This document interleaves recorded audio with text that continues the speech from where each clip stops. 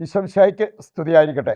ആത്മീയ ഭോജ്യത്തിൽ ഇന്ന് നാം വിചിന്തനം ചെയ്യുന്നത് പ്രധാനപ്പെട്ട ഒരു വിഷയമാണ്. നിന്റെ ജീവിതം ഒട്ടിയതോ അതോ പൊട്ടിയതോ? വിവാഹിതർക്കും വിവാഹം കഴിക്കാൻ ആഗ്രഹിക്കുന്നവർക്കൊക്കെ ചിന്തിക്കാവുന്ന ഒരു പ്രധാനപ്പെട്ട വിഷയമാണ്.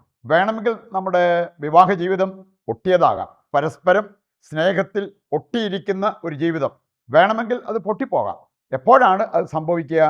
ഒട്ടിയ ഒരു വിവാഹ ജീവിതത്തിന് ആവശ്യമായിട്ടുള്ള ഒരു 4-5 പ്രധാനപ്പെട്ട കാര്യങ്ങളാണ് നമ്മൾ വിചിന്തനം ചെയ്യുന്നത്. ഒരു വിദേശത്തായിരുന്ന ഒരു ധ്യാനത്തിൽ യുവജനങ്ങളുടെ ധ്യാനം, യുവാക്കൾ. ഇനി അതിൽ ഒരാൾ ചെയ്ത ഒരു കാര്യം, ഒരു പ്രോഗ്രാം പോലെ അവർക്ക് മനസ്സിലാക്കാൻ വേണ്ടി അവർ 2-3 പേരെ മുമ്പോട്ട് വിളിച്ചു. എന്നിട്ട് അദ്ദേഹം ചെയ്ത ഒരു കാര്യം, സെല്ലോ ടേപ്പ് ഉണ്ടല്ലോ, നമ്മൾ ഈ ഒട്ടിക്കുന്ന ആ സെല്ലോ ടേപ്പ്, അത് ഒരു ചെറിയ പീസ് എടുത്ത് അവരിൽ ഒരാളെ വിളിച്ച്, കയ്യിൽ അല്പം രോമവും കാര്യങ്ങളൊക്കെ ഉള്ള വ്യക്തിയാണ്, അവിടെ ഒട്ടിച്ചു. ഇത് കഴിഞ്ഞിട്ട് അദ്ദേഹം ആവശ്യപ്പെട്ടൊരു കാര്യം, ഇത് പറിച്ചെടുത്തപ്പോൾ അവർക്ക് നല്ല വേദന ഉണ്ടായി. ചില രോമമൊക്കെ പറഞ്ഞു പോന്നു. സെല്ലോ ടേപ്പ് അത് അതുപോലെ ശക്തിയുള്ളതാണ്, പശയുള്ളതാണ്. അപ്പം വേദനയോടെയാണ് അത് പറിച്ചെടുത്തത്. അതിനുശേഷം അദ്ദേഹം ആവശ്യപ്പെട്ടൊരു കാര്യം, ആ പറിച്ചെടുത്തത് അല്പം മാറ്റി ഒന്നുകൂടെ ഒട്ടിക്കുക. ഇനി അവരങ്ങനെ ചെയ്തപ്പോൾ അവർക്ക് മനസ്സിലായ ഒരു കാര്യം, അത് നന്നായിട്ട് ഒട്ടിയില്ല. കാരണം ഓൾറെഡി ആദ്യം ഒട്ടിച്ചപ്പോൾ അതേ പറ്റിപ്പിടിച്ചിരിക്കുന്ന രോമങ്ങളും അതുപോലെ തന്നെ അതിൻ്റെ പശ കുറഞ്ഞു. ഇത്രയും ചെയ്തിട്ട് അദ്ദേഹം സൂചിപ്പിച്ച ഒരു കാര്യം, ഈ പ്രേമത്തിലേക്ക് നമ്മൾ വീണ്ടും വിചാരമില്ലാതെ എടുത്ത് ചാടിയാൽ ഉണ്ടാകാവുന്ന ചില ദൂഷ്യവശങ്ങൾ. നമ്മൾ സമയമാകുന്നതിന് മുമ്പ് ഇങ്ങനെ ചില കാര്യങ്ങളിലേക്ക്, നമുക്കറിയാം ലൈംഗിക സുഖാസ്വാദനം അത് വിവാഹം എന്ന കൂദാശയിൽ അനുവദിച്ചിരിക്കുന്ന ഒരു കാര്യമാണ്. അതിന് മുമ്പുള്ളത് പ്രീമാരിറ്റൽ സെക്സ്. ഈ പ്രേമത്തിലൊക്കെ ചെന്ന് ചാടിയ പല വ്യക്തികൾക്കും പറ്റുന്നത് വിവാഹത്തിന് മുമ്പ് തന്നെ ഇങ്ങനെയുള്ള സുഖാസ്വാദനത്തിലേക്ക് അവർ പോകും. അതിന് ശേഷം വന്നിരിക്കുന്ന ചില പ്രശ്നങ്ങൾ ഒത്തിരി വ്യക്തികളുടെ ജീവിതത്തിൽ നിന്ന് മനസ്സിലാക്കാൻ പറ്റുന്ന ചില കാര്യങ്ങളാണ്. നമുക്കറിയാം 2 രീതിയിലുള്ള വിവാഹത്തെക്കുറിച്ച് ചിന്തിക്കാൻ പറ്റും. ഒന്ന് പ്രേമവിവാഹം, 2 അറേഞ്ച്ഡ് മാരേജ്. ഇതിലേത് വേണേലും ആകാം നമ്മുടെ വിവാഹ ജീവിതം. അതിലൂടെ ആയിരിക്കാം വിവാഹ ജീവിതത്തിലേക്ക് പ്രവേശിച്ചത്. എങ്ങനെ വന്നാലും ഈ 2 രീതിയിൽ വിവാഹിതരായവരിലും നമുക്ക് കാണാൻ പറ്റും 3 ടൈപ്പ് ആളുകളെക്കുറിച്ച്. അതിൽ ഒന്നാമത്തെ ഗണത്തിൽപ്പെട്ടവർ നമുക്ക് പറയാൻ പറ്റും വിവാഹത്തിന് മുമ്പ് പൊരിഞ്ഞ സ്നേഹം, വിവാഹം കഴിഞ്ഞിട്ട് കരിഞ്ഞ സ്നേഹം. വിവാഹത്തിന് മുമ്പുണ്ടായിരുന്ന ആ സ്നേഹം തുടരാൻ പറ്റാതെ പോയ വ്യക്തികൾ എത്രയോ പേരുടെ പരാതിയാണ്. അന്ന് നിങ്ങൾക്കുണ്ടായിരുന്ന സ്നേഹം, അന്ന് നിനക്കുണ്ടായിരുന്ന സ്നേഹം ഇപ്പം എവിടെ? അത് കാണിക്കാറുണ്ടോ? അപ്പം കല്യാണത്തിന് മുമ്പ് പൊരിഞ്ഞ സ്നേഹം, കല്യാണം കഴിഞ്ഞ് കുറച്ചൊക്കെ കഴിഞ്ഞപ്പോഴത്തേക്കും പിന്നെ അത് കരിഞ്ഞ സ്നേഹം പോലെയായി. വേറെ ചിലരെ കാണാൻ സാധിക്കും, വിവാഹ ജീവിതം വേണമെങ്കിൽ അറേഞ്ച്ഡ് മാരേജ്, കല്യാണം കഴിക്കുന്ന അല്ലെങ്കിൽ ആ കല്യാണം ഉറപ്പിക്കുന്ന ആ സമയം വരെ വലിയ കാര്യമായിട്ടൊന്നും പങ്കാളി അറിയില്ലായിരുന്നു. പക്ഷെ അവർ വിവാഹം കഴിഞ്ഞു, പരസ്പരം അറിഞ്ഞു, പരസ്പരം സ്നേഹിച്ചു, വളരെ ആത്മാർത്ഥമായ സ്നേഹത്തോടെ ജീവിതത്തിൽ മുന്നേറുന്നവർ. വേറൊരു ഗണത്തെ കാണാൻ സാധിക്കും, വേണം ഇതുപോലെ അറേഞ്ച്ഡ് മാരേജ്. അവർക്ക് പങ്കാളിയെക്കുറിച്ച് വലിയ കാര്യമായിട്ടൊന്നും അറിയത്തില്ലായിരുന്നു. വീട്ടുകാർ പറഞ്ഞു, അറേഞ്ച് ചെയ്തു, അങ്ങനെ വിവാഹത്തിലേക്ക് പ്രവേശിച്ചു. അവസാനം അട്ടർ ഫെയിലിയർ എന്ന് പറഞ്ഞാൽ കംപ്ലീറ്റ് പരാജയമായി മാറിയ വിവാഹങ്ങൾ. ഇങ്ങനെയുള്ള കാര്യങ്ങളെക്കുറിച്ച് നമുക്ക് മനസ്സിലാക്കാൻ പറ്റുന്നത് ഇതെല്ലാം നമ്മുടെ സമൂഹത്തിൽ നമുക്ക് കണ്ടെത്താൻ പറ്റുന്ന ആളുകളുടെ കാര്യങ്ങളാണ്. അതുകൊണ്ട് വിവാഹം അത് ലവ് മാരേജ് ആണേലും അറേഞ്ച്ഡ് മാരേജ് ആണേലും അവസാനം ഇങ്ങനെയുള്ള അവസ്ഥകളിൽ ചെന്ന് പെടാൻ പറ്റും.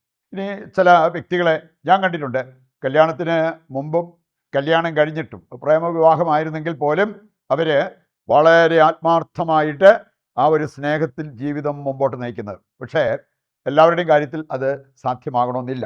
രണ്ടാമതായിട്ട് നമ്മൾ ഈ വിവാഹത്തിൻ്റെ ചില ദൂഷ്യവശങ്ങൾ അറിഞ്ഞിരിക്കുന്നത് നല്ലതാണ്. അത് അറിഞ്ഞതിന് ശേഷം നിങ്ങൾക്ക് തീരുമാനിക്കാം. ഇനി വീണ്ടും വിചാരമില്ലാത്ത ചില പ്രേമവിവാഹങ്ങൾ, ദൈവത്തെ മാനിക്കത്തില്ല, മാതാപിതാക്കളെ മാനിക്കത്തില്ല, എനിക്കിഷ്ടപ്പെട്ടത് എനിക്ക് കിട്ടണം എന്ന് പറഞ്ഞ് ആ രീതിയിൽ പോകുന്ന വ്യക്തികൾ സമയമാകുന്നതിന് മുമ്പ് തന്നെ പ്രേമത്തിൽ ചാടി അത് പിന്നെ പല പല പ്രശ്നങ്ങളിൽ അവരെ കൊണ്ട് എത്തിച്ച സംഭവങ്ങൾ നമ്മൾ കണ്ടിട്ടുള്ളതാണ്. ഇനി ഇതിനകത്തെ ചില അപകടം നമ്മൾ തിരിച്ചറിയുന്നത് നല്ലതാണ്. നമുക്ക് കാണാൻ സാധിക്കും, പ്രേമിച്ചവരെല്ലാം പ്രേമിച്ചവരെ തന്നെ കെട്ടിയിട്ടുണ്ടോ? ഇല്ല. ചില കേസിലൊക്കെ കുറച്ച് കഴിഞ്ഞപ്പോഴത്തേക്ക് അവർക്ക് മടുപ്പായി, ഞാൻ വ്യക്തിയോട് മടുപ്പായി വേണ്ടാന്ന് വെച്ചു. വേറെ ചിലരുടെ കാര്യത്തിൽ തേച്ചിട്ട് പോയതായിരിക്കാം, പക്ഷേ വിവാഹം നടന്നിട്ടില്ല. കല്യാണത്തിന് മുമ്പ് പ്രേമിക്കുകയും അങ്ങനെയുള്ള പല കാര്യങ്ങൾ സംഭവിച്ചു, പക്ഷേ വിവാഹം നടന്നിട്ടില്ല. അതിന് ഇങ്ങനെ മാറിപ്പോയാൽ, നമ്മൾ പ്രേമം കഴിഞ്ഞിട്ട് ആ കല്യാണം മാറിപ്പോയാൽ ഇതിന് ശേഷം വിവാഹം കഴിച്ചാൽ പോലും ഉണ്ടാകാവുന്ന ഒരു അപകടമുണ്ട്. സോൾ ടൈ എന്ന് പറയും. ഇവർ ഈ പ്രേമിച്ച കാലത്ത് അവരുടെ മനസ്സുകൾ തമ്മിൽ ഇങ്ങനെ യോജിപ്പിക്കപ്പെട്ടത്, കൂട്ടിയിണക്കപ്പെട്ടത്.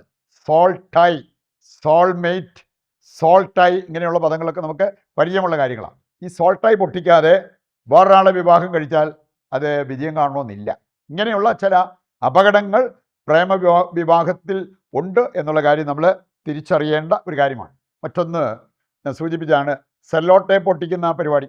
ഇനി അവിടെ മനസ്സിലാക്കിയ ഒരു കാര്യം, അത് വീണ്ടും പറിച്ചൊട്ടിച്ചിട്ട് പൊട്ടിയില്ല ശരിക്കും. എന്ന് പറഞ്ഞ പോലെ ഒരാളെ പ്രേമിച്ച് കുറേ നാൾ അല്ലെങ്കിൽ പലരെ പ്രേമിച്ച് അങ്ങനെ കറങ്ങി നടന്നിട്ട് അവസാനം ഇപ്പോൾ ഒരു വിവാഹത്തിന് തയ്യാറാകുന്നു. അവരെ വിവാഹം കഴിച്ചാലും ചിലപ്പം ആ ഒട്ടൽ ഉണ്ടാകണമെന്നില്ല. ഈ അപകടങ്ങളൊക്കെ ഉണ്ടാകാം എന്നുള്ള ആ ഒരു ബോധ്യം നമുക്ക് വേണം ഇങ്ങനെയുള്ള കാര്യങ്ങളിലേക്ക് നമ്മൾ ഇറങ്ങിത്തിരിക്കുമ്പോൾ. അവസാനമായിട്ട് നമ്മൾ ചിന്തിക്കുന്നത്, വിവാഹം വിജയം കാണാൻ ആവശ്യമായിട്ടുള്ള ഒരു 5 കാര്യങ്ങൾ. ആദ്യത്തെ 3 കാര്യങ്ങൾ അറിയാൻ തോബിത്ത് 4-ാം അധ്യായവും 10-ാം അധ്യായവും ഒന്ന് വായിച്ചാൽ മതി. ഒന്നാമത്തെ കാര്യം, ദൈവത്തെ ഒരിക്കലും മറക്കരുത്. ഞാൻ വിവാഹത്തിന് പ്രസംഗിക്കുമ്പം സാറിന് പറയാറുള്ളൊരു കാര്യമാണ്, കല്യാണത്തിന് മുമ്പും പിമ്പും നിങ്ങൾക്ക് 1-ാം സ്ഥാനത്ത് ദൈവം തന്നെ ആയിരിക്കണം. കല്യാണം കഴിഞ്ഞെന്ന് വിചാരിച്ച് 1-ാം സ്ഥാനം പങ്കാളിക്ക് കൊടുക്കാൻ പറ്റത്തില്ല. മുമ്പും പിമ്പും ദൈവത്തിനാണ് 1-ാം സ്ഥാനം. ആ ദൈവത്തെ മറക്കരുത്. രണ്ടാമതൊരു കാര്യം, മാതാപിതാക്കളോടുള്ള കടമ മറക്കരുത്. വിവാഹിതരാകാം, മക്കളുണ്ടാകാം, അങ്ങനെയുള്ള പല കാര്യങ്ങൾ, പക്ഷേ മാതാപിതാക്കളോടുള്ള കടമ മറക്കരുത്. മൂന്നാമതൊരു കാര്യം പറഞ്ഞിട്ടുണ്ട്, പാവങ്ങളോടുള്ള കടമ മറക്കരുത്. ഇനി ആ കടമ മറന്നു കഴിഞ്ഞാൽ നമ്മുടെ ജീവിതത്തിൽ അതിൻ്റേതായിട്ടുള്ള പ്രശ്നങ്ങളുണ്ടാകാം. ദരിദ്രരിൽ നിന്ന് മുഖം തിരിക്കുന്നവർക്ക് ശാപത്തിൻ്റെ മേൽ ശാപമുണ്ടാകാം. അത് ആ സുഭാഷിതങ്ങൾ 28-27 വായിക്കുമ്പോൾ നമ്മൾ മനസ്സിലാക്കുന്ന ഒരു കാര്യമാണ്. നാലാമത്തെ കാര്യം അറിയാൻ നമ്മൾ എടുക്കേണ്ടത്, എഫേസസ് 5:22 മുതൽ വായിക്കുമ്പോൾ, സ്നേഹിക്കുന്നതിൽ പരാജയപ്പെട്ടാൽ വിവാഹം പരാജയപ്പെടും. സ്നേഹിക്കാനുള്ളൊരു വിളിയാണ് വിവാഹ ജീവിതം. അപ്പം അതുകൊണ്ട് ജീവിത പങ്കാളിയെ സ്നേഹിക്കാനും ബഹുമാനിക്കാനും പറ്റണം. അവസാനമായിട്ട് നമ്മൾ കാണുന്നത് 5-ാമത്തെ കാര്യം ഇതാണ്, ഹെബ്രായർ 13:4. വിവാഹം മാന്യമായി കരുതപ്പെടണം, മണവറ മലിനമാകരുത്. മലിനമാകാത്ത മണവറയിൽ നിന്ന് ഉണ്ടാകുന്ന മക്കൾക്ക് അതിൻ്റേതായിട്ടുള്ള വിശുദ്ധി ഉണ്ടാകും, ഭംഗിയുണ്ടാകും, ആരോഗ്യമുണ്ടാകും, അഭിഷേകമുണ്ടാകും. ഈ കാര്യങ്ങൾ മനസ്സിലാക്കിക്കൊണ്ട് അതനുസരിച്ച് ജീവിക്കുവാൻ വേണ്ട കൃപയ്ക്കായി നമുക്ക് ദൈവത്തോട് പ്രാർത്ഥിക്കാം. ഇതിൻ്റെ എല്ലാ പ്രാർത്ഥനാ നിയോഗങ്ങളെയും കർത്താവിൻ്റെ കരങ്ങളിൽ സമർപ്പിക്കാം. ശിരസ് നമിച്ച് ദിവ്യകാരുണ്യത്തിൻ്റെ ആശീർവാദവും സ്വീകരിക്കാം. ദൈവത്തിൻ്റെ വചനം സ്വീകരിച്ചവരാണ് നമ്മൾ. ഇവിടെ എല്ലാ ആവശ്യങ്ങളെയും ദിവ്യകാരുണ്യനാഥൻ്റെ മുമ്പിൽ സമർപ്പിച്ച് ഒരു നിമിഷം പ്രാർത്ഥിക്കാം. നിങ്ങളുടെയോ നിങ്ങളുടെ കുടുംബത്തിൻ്റെയോ നിങ്ങൾക്കറിയാവുന്ന മറ്റു വ്യക്തികളുടെയോ പ്രാർത്ഥനാ നിയോഗങ്ങളെ കർത്താവിൻ്റെ കരങ്ങളിൽ ഏൽപ്പിക്കുക. ദൈവം നമ്മുടെ പ്രാർത്ഥന സ്വീകരിച്ച് നമ്മുടെ ഉദ്ദിഷ്ട കാര്യങ്ങൾ നിറവേറ്റി തരുന്നു എന്നുള്ള വിശ്വാസത്തോടെ കർത്താവിനെ താഴ്ന്ന സ്വരത്തിൽ സ്തുതിച്ച് ദിവ്യകാരുണ്യത്തിൻ്റെ ആശീർവാദം നമുക്കിപ്പോൾ സ്വീകരിക്കാം. യേശുവേ നന്ദി, ഹല്ലേലൂയ. കർത്താവേ, ഞങ്ങളുടെ എല്ലാ ആവശ്യങ്ങളും അവിടുന്ന് ഏറ്റെടുക്കണമേ. ഞങ്ങളെയും ഞങ്ങളുടെ കുടുംബത്തെയും ലോകം മുഴുവനെയും അനുഗ്രഹിക്കുവാൻ അങ്ങ് തിരുവുള്ളമാകണമേ. യേശുവേ നന്ദി, യേശുവേ സ്തുതി.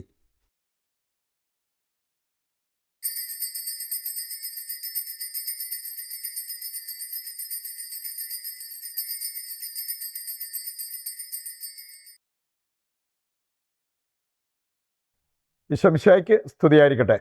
മറ്റൊരു എപ്പിസോഡുമായി നാളെ വീണ്ടും നമുക്ക് ഒന്നിക്കാം. ദൈവം നിങ്ങളെ സമൃദ്ധമായി അനുഗ്രഹിക്കട്ടെ.